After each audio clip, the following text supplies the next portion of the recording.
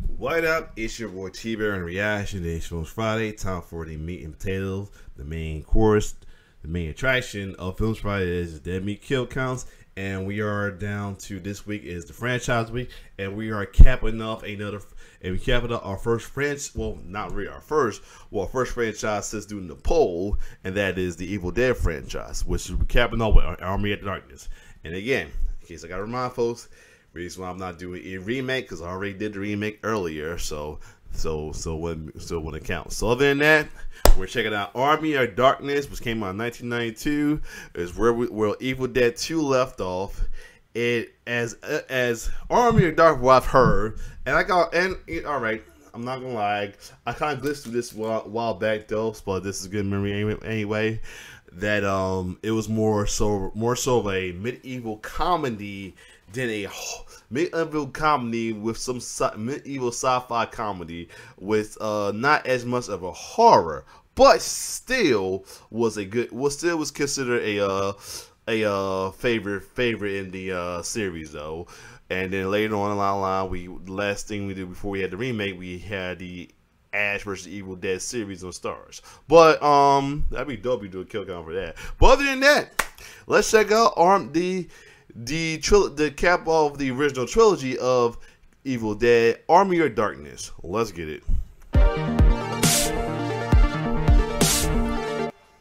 Welcome to the Kill Count, where we tally up the victims in all our favorite horror movies. I'm James A. Janice, and today we're looking at Army of Darkness, released in 1992 as the third film in the Evil Dead trilogy. This movie picks up after the ending of the previous film, with Ash stuck in 1300 AD, although it does retcon the details of Evil Dead 2's ending, cutting out the hero chant led by Sam Raimi in his cameo. Hail he who has come from the skies to deliver us from the terrors of the Deadites! Produced by Universal, Army of Darkness faced a lot more studio involvement than either of the much more independent Evil Dead movies. Not only did Universal insist on a more upbeat ending than the more nihilistic original one that Sam Raimi shot, they also made a lot of cuts in general, and the theatrical version is more than 10 minutes shorter than Sam Raimi's director's cut. At the time I'm shooting this episode, I can't promise an immediate cut comparison for this movie, but you'll get one eventually, don't worry. Raimi and his usual crew, including producer Rob Tapert and of course Bruce Campbell, took Army of Darkness as an opportunity to get Ash out of the cabin entirely. In doing so, they also pretty much left the horror genre behind completely, since Army of Darkness, originally titled Medieval Dead until Universal nixed that idea too, is more of an adventure fantasy action flick. Oh, and that would have been a better title for it, Medieval Dead, but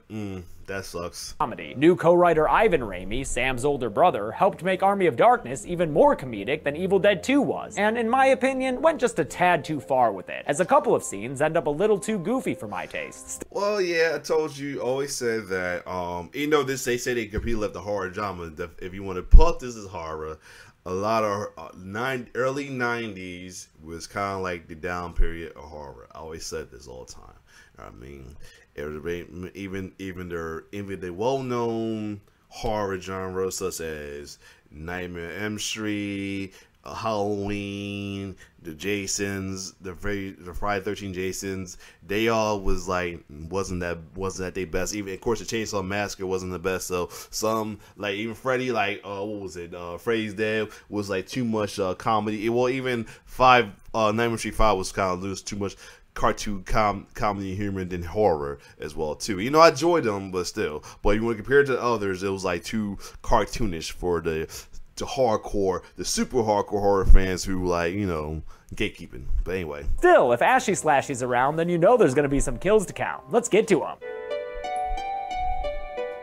The movie begins with Ashley Williams in chains. He explains his unenviable position in a voiceover that, like I said in the intro, retcons the hero worship ending of Evil Dead 2. Ash explains how once upon a time, he had a nice cozy job at a big box store. Shop smart, shop S-smart. But then he and his girlfriend Linda, played by a third actress, Bridget Fonda, wearing a third Michigan State shirt, went to a third cabin in the woods and found the third incarnation of the Necronomicon Ex Mortis. Same as the other two times, the book's passages awaken an evil first-person spirit, and it crashes through a cabin window to abduct Linda 3. Then, again as twice before, the spear hits Ash in the face. Since the chainsaw hand was way too cool to retcon away, this movie recreates that scene to keep it canon, but it does so in a much less bloody way. Raimi actually shot this movie to get a PG-13 rating, and you can tell it's barely got any blood at all. Of course, since the ratings board already hated him and this series by now, they still gave it an R, the bastards. The thankfully brief recap ends with the wormhole opening up and sucking down Ash and his car. Back to now, which is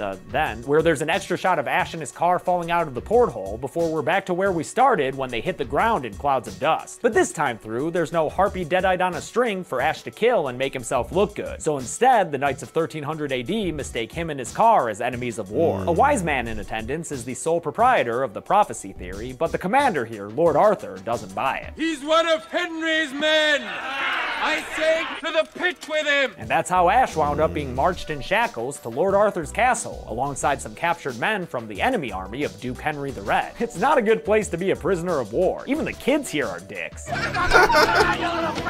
One fair castle maiden, Sheila, approaches Arthur and asks what happened to her brother, but when she learns that he was killed in battle, she spits in Ash's face and tears at his hair. Oh, come on, lady, he's got enough trouble on his hands. Didn't you hear that he was slated for the pit? Pits are never good. Sometimes they have sarlaccs and shit. Lord Arthur and Henry the Red are currently waging war against each other, even though they're both apparently afflicted with a nasty case of deadites. And this evil is befouled my people as well! But at least Lord Arthur has made use of the evil scourge, since he keeps one down in that pit we've all been hearing so damn much about. First into the hole, though, is a random soldier of Henry's who is thrown in and lands deep down inside with a splash. After only a minute, the unseen soldier becomes a very bright red, very high spewing geyser of blood. This is about it for the blood you'll see in this movie, and even here, it's entirely comical, not scary at all. Seeing this, another one of Henry's dudes makes a run for it, but Lord Arthur calmly fires an arrow that flies through the air in a couple of fun shots and pins the deserting soldier to a random stake in the yard to die against. Not wanting either of those dudes' fates, Ash tries to distance himself from Henry the Red.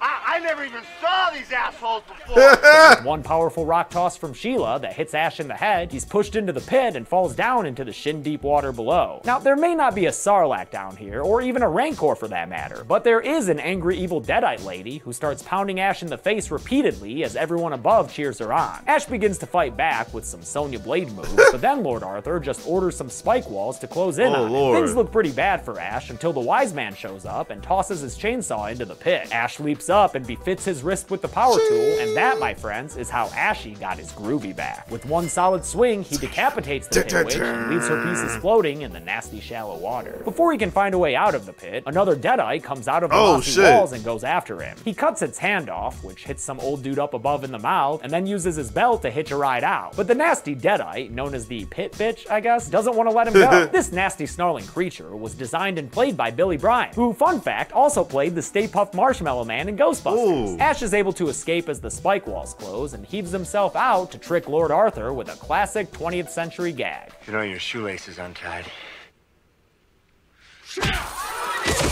Did they even have shoelaces back I was then? about to say the Ash threatens same all the thing. people around him, scaring them into submission, and demands that Henry the Red and his men are let go. Make sure you remember that favor when it comes time for the finale, Hank. After they ride out, Lord Arthur hilariously unsheathes his sword from a lowly sword boy and challenges Ash to a duel. But instead of accepting the offer, Ash chooses to Indiana Jones Lord Arthur and leave his long sword with a short blade. See this?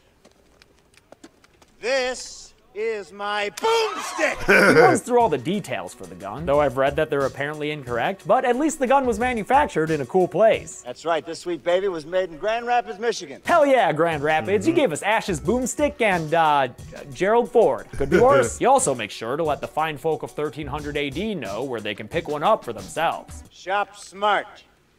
Shop S-Mart.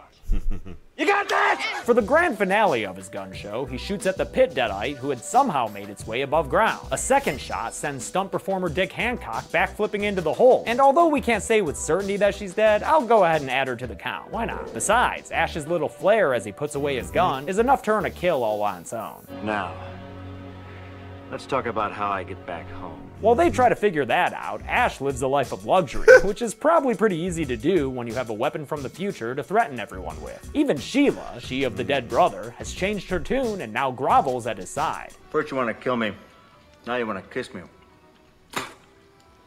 blow. The wise man tells Ash that the Necronomicon, which they call a holy book, might have the spells that'll send him back to the present, but even a mere mention of the Book of the Dead is enough to set off a possessed witch who, was hanging out there undercover? She tells Ash that he'll never have the book and that they'll eat his soul, you know, the usual, and then thrillers into another Deadite fight with Ash. This fight was actually added in reshoots after Raimi realized his movie was lacking in the Deadite department, and the witch is played by stunt performer and actor Patricia Tallman, best known as Barbara in the Night of the Living Dead remake. She spins around like a top in a tornado until a backward shot over the shoulder hits her in the chest and apparently kills her. Again, I know gunshots aren't usually fatal for Deadites, but different movie, different rules, I guess. Ash prepares for his venture to retrieve the Necronomicon with a suiting up montage that certainly must have inspired Edgar Wright's filmmaking, with so many comically dramatic I stand corrected. No, I'm wrong. This is not. I'm sorry. That's actually going to be added. Going to be added to another Living Dead because it's going to replace another part of the Living Dead because I did a couple of there. So my fault. Almost fucked up. Push-ins that even Sheila gets one while she knits. At the end of it, he's got a killer strong metal hand that shocks Sheila and the blacksmith. Groovy. On the night before he leaves, Sheila comes to visit him. He's still mad at her, and she ends up slapping him, but you know how this story goes. Their tongues are about to get to know each other. Give me some sugar, baby. Dude, she got all the sugar in the world to give you. You're talking to Miss Honey right there. He got some, he has some game with the third. Well, he has some game altogether, but he really has some game with this one. Next morning, Ash rides out with Arthur and his men, including the Wise One, and they show him the path he needs to take to a cemetery that houses the Necronomicon. The Wise Man gives him very specific instructions. When he goes to get the book, he has to recite 3 words. Klaatu, Verata, Niktu. The Wise Man tries to drill Ash on the words, but Ash was never one for study hour. I got it. I know your damn words, all right? He takes off from them, and as he's riding through the forest, an evil POV spirit starts chasing him and splitting trees in half. The chilling chase causes Ash to lose his horse by way of tree branch, and then he's chased out of the woods towards a windmill. Oh, we getting Frankenstein-y up in this bitch? Night comes, and Ash gets so spooked by a mirror image of himself that he ends up running into it and breaking the mirror into pieces. Seems kinda random, but it does give way to one of this movie's more memorable sequences, as a bunch of tiny mirror Ashes escape from their prison shards and spread out to torment their full-size carbon-based copy. Ramming speed! Oh, Lord. And with that ramming speed butt stab, we kick off a real wacky sequence that is by far the most comedic thing we've seen in this franchise. Lord. I don't necessarily mean it's the funniest, because I don't think it is, but it's definitely the most outwardly comedic. I mean, the movie practically becomes a cartoon for a few minutes. My fair lady. Still, it gives us another kill to add to the count when Big Ash throws that fork at a mini dude who is then stabbed through the chest and pinned to the wall. They eventually knock him out, and when he comes to, he finds himself in a scene right out of a Gulliver's Travel brochure. His Lilliputian adversaries use some very poor looking effects, geez that just looks awful, to open his mouth and allow one of the mini Ashes to dive right in. At first you may think that was some kind of suicide mission, but it turns out that Ash's innards are a great place to raise a kid, because that mini Ash soon grows inside of normal Ash, who sprouts an eyeball out of his shoulder. That thing is pretty damn gross. Ash runs outside where he becomes a 2-headed monster who howls at the moon. The 2 heads have a ridiculous fight with each other, complete with a lot of Three Stooges gags since Sam Raimi friggin' loves those. After they crab walk down a hill together, they're able to mitosis themselves into 2 separate beings. The new Ash introduces himself as Bad Ash and makes fun of our Ash's protagonism in a very Jim Carrey's Grinch kind of way. You're a goody little two-shoes. But our Ash responds by taking out his boomstick and shooting Bad Ash into silence. Good. Bad. I'm the guy with the gun. He chains Bad Ash to a workbench and uses his chainsaw to dismember him. But once again, it's done in a mild manner, with a close-up on Bad Ash screaming his bad ass off. Ash throws his mirror nemesis into a grave and fills it up with dirt. But spoiler alert, this isn't the last time we see Evil Ash, so he won't go on the count just yet. Ash finally gets to the cemetery and finds the Book of the Dead. Wait, 2 Books of the Dead? Oh, no way, a fucking 3rd Book of the Dead? This is getting really out of hand. The first book has some kind of gravitational sinkhole that gives him Stretch Armstrong arms and a crimson chin. But don't worry, it's nothing a little cartoonish headshake can't fix. The second book bites his hand, must be hungry for knowledge or something, and that just leaves the 3rd book. Seems fairly obvious. But hold up, Ash, you've got some words to say. You do remember them, don't you? Klaatu. Nope. Verata. Now, you see that right there? That's the face of a man who realizes he's about to have to bullshit. And bullshit he does. Klaatu. Miranda! If this movie's taught us one thing, it's that Ashley Williams is never the smartest man in the room. But I guess he thinks the Evil Dead spirits are just as dense as he is, since he considers the deed done and picks up the book. Of course, shit goes south in a heartbeat. Gravestones start taking off like bottle rockets, and on his way out, skeleton hands reach out. Come here! Going into more zany comedic fight stuff. They could maybe dial it back a little bit, but at least Bruce Campbell commits. With any other actor, this shit would not fly. He gets away and jumps onto his horse. Wait, when did the horse come back? And rides off, not seeing that behind him, Evil Ash materializes above ground and is wearing a nasty new face. Evil Ash is also played by Bruce Campbell, and his makeup and design was done by Tony Gardner, the effects artist that Chucky killed that one time in Seed of Chucky. Dude, remember how fucking weird that movie was? Ash returns to the castle, where everyone is real happy to see him, even though he doesn't have time for all their praise. Get the fuck out of my face. He gives the book to the wise man, but admits that he flubbed the fancy words, so the wise man tells him that his mess up woke up the army of the dead. Ash responds that he doesn't care. He just wants to get back to his own time, and that selfishness disappoints everyone around him, especially Sheila, who thought she had something special with Ash. What of all the sweet words that you spoke in private? Well, that's just what we call pillow talk, baby. That's all. Lucky for Ash, Mama Arthur raised a man of his word, so Lord Arthur agrees to help him still, even though it's gonna leave them pretty boned. Like, literally, it's an army of skeletons. Before we get to the skeletons, though, we've got a flying beast swooping down into the castle yard and kidnapping Sheila. It flies her away, and she's taken to Evil Ash, who, kinda sounds a bit like normal Ash. Give me some sugar, baby. And what does that say about you, normal Ash? Evil Ash essentially tells Sheila that this is her new home, and that sucks, man. She's probably gonna hate it more than she hates New York City, because he's just digging up skeleton warriors and raising an army of the dead, so you know it's gonna smell weird, like when a dentist drills away some bone from your teeth. Oh, and also, Evil Ash forces Sheila to make out with him while his skeleton minions cheer. Not the most fun place to be. With Sheila kidnapped, Ash quickly does an about-face and pledges to lead Lord Arthur's men against the army of the dead. And I guess Arthur's cool with that? Dude, you're getting army cucked. Ash leads a preparation montage where he teaches the primitives using information from a chemistry textbook found in the trunk of the classic. With it, they create gunpowder, which they're gonna need since Evil Ash has a secret weapon of his own. He's made Sheila a Deadite too. Oh no! I may be bad, but I feel good. Damn.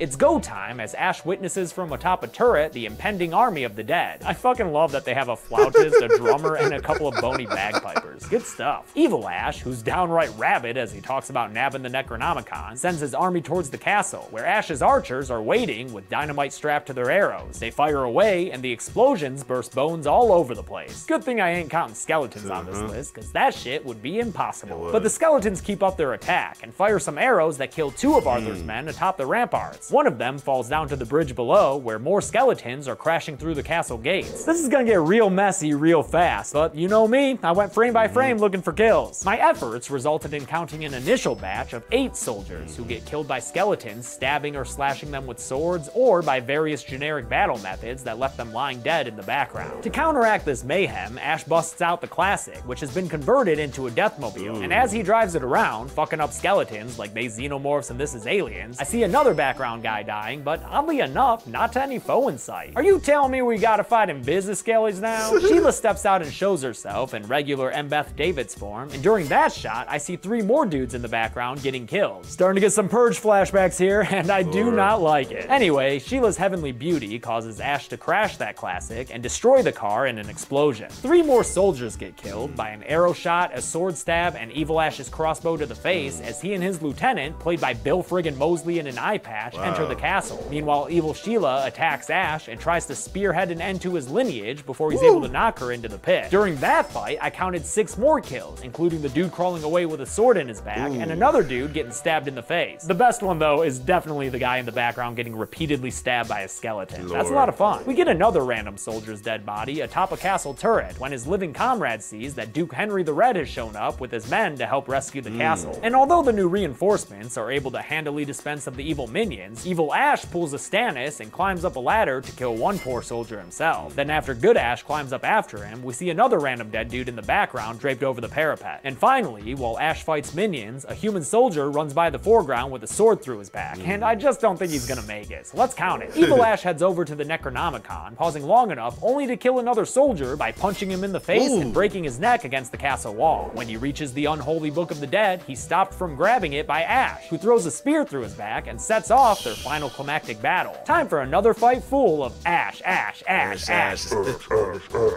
It's Ash versus Ash in a kick-ass battle where Evil Ash is played by stunt coordinator Chris Boyle. During their fight, I see another dead body hanging out back there, so toss it on the list. Good Ash manages to light Evil Ash on fire and kick him down from the castle wall, but the dude climbs back up with all his skin burnt off, giving us another new form of Evil Ash. And move over, that Ash too fast, with his sword, as one poor soldier learns when he gets stabbed and killed by the big bad villain on top of the castle wall. Good Ash is knocked to the ground below, and after Evil Ash grabs the Book of the Dead, he front flips down to taunt our hero with a voice by director Sam Raimi. I possess the Necronomicon. I crushed your pathetic army. Now I'll have my vengeance! But Good Ash doesn't care that this Evil Ash made Darkman, so he knocks the Necronomicon from the Skelly Ash's hands and cuts the restraining rope to the catapult Evil Ash is standing on. Oh, and also, there was some gunpowder on there, so, boom. Evil Ash is dead. Yay! I didn't really care for Evil Ash. The skeleton soldiers all run away in defeat, one of them memorably voiced by Ted Raimi. Get the hell out of here! Sheila is reverted back to her normal maiden form, so she and Ash can embrace. Peace is also made between Arthur and Henry the Red, so cool, a happy ending for everyone. Fist pumps all around. The wise man uses the Necronomicon to fix up a little potion for Ash, and he tells him that he's gotta recite the words precisely this time if he wants to get back home to the present. Ash and Sheila share one last kiss goodbye, and then he's off. And the movie fades into a blue light special at S-Mart, where it's revealed that Ash is telling his story to a very skeptical co-worker, who is also played by Ted Raimi. But Ash once again admits that he might have flubbed the words a little bit. So later on, after he's talking to the chick that left Adam Sandler in The Wedding Singer, an evil wind whips through and reveals a goddamn deadite in the store. This reshot ending was filmed well after the rest of the movie had wrapped, and it kind of feels like Bruce Campbell's not as into it, even though he gets some memorable lines. Lady, I'm afraid I'm going to have to ask you to leave the store. Who the hell are you? Name's Ash. Housewares. Still, it gives us a chance for an old Evil Dead standard. I'll swallow your soul! Come get some. And one last kill to add on the count, even if it's just from a whole bunch of shotgun blasts. Can shotguns even fire that many times in a row? I'm sure you'll let me know in the comments. Ash muses that it's good he came back to the present rather than stay in the past and be king, because you know what? He's kind of a king already. The movie ends with one of Ash's best known one-liners. Hail to the king, baby. And a kiss. Aww. How many bodies did we wind up with after all those scary skeleton kills? Let's find out and get to the numbers. Oh, I'm gonna go do the numbers. Okay. I'll just wait here, I guess.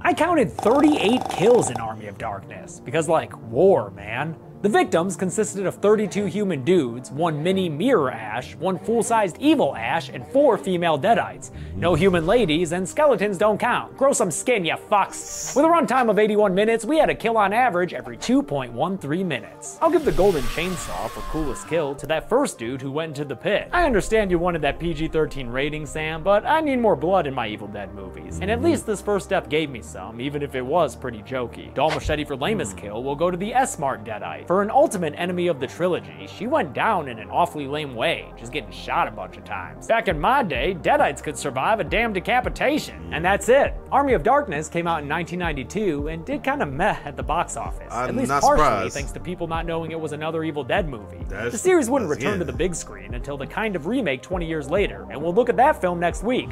Until then, I'm James A. Janice. This has been The Kill Count. Thanks a lot for watching this week's Kill Count. So, that is the end of that unfortunately is the end of the Evil Dead series. As I told you before, I already did a remake a while back. It was during my earlier Kill Count reaction though, so that's not going to happen.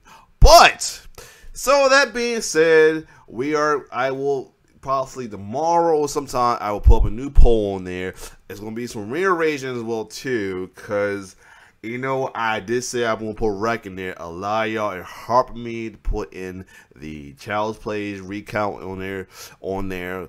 I was hesitant. I told you I was hesitant on it because one, I wasn't sure if you want to do a recount of the reboot. They say he wasn't. But Also, I wasn't sure if they'll be out in time, but he's shelving them out daily, so I'm gonna find a way to put him in there, even have to bench one of the original poll choices on there as well too. But other than that, next week will be the poll for we'll be back to the polls or everything, as you know. And I told you, since the recount, now here's the stipulation we're gonna have. It's probably gonna be the winning one, so it's probably gonna inspire folks to make that the winning poll. If the Child's Play recount is the winning for the series, if it's the winning series, I'm going to have to disqualify. I'm going to take out the. You know what? I'm going to take it out anyway, just in case. I'm taking out the Child's Play reboot off or anything. Now, if it does not win the franchise poll, I will put it back on there on the next poll results. Though it depends on if it's. Then again, it might be redemption time. Who knows? Either way, the Child's Play reboots will be off temporarily, unless it doesn't get Child's Play recount don't be the winning votes. But other than that, if you like my reaction, like, share, subscribe to my YouTube channel. It's your boy T-Bird signing off. One love.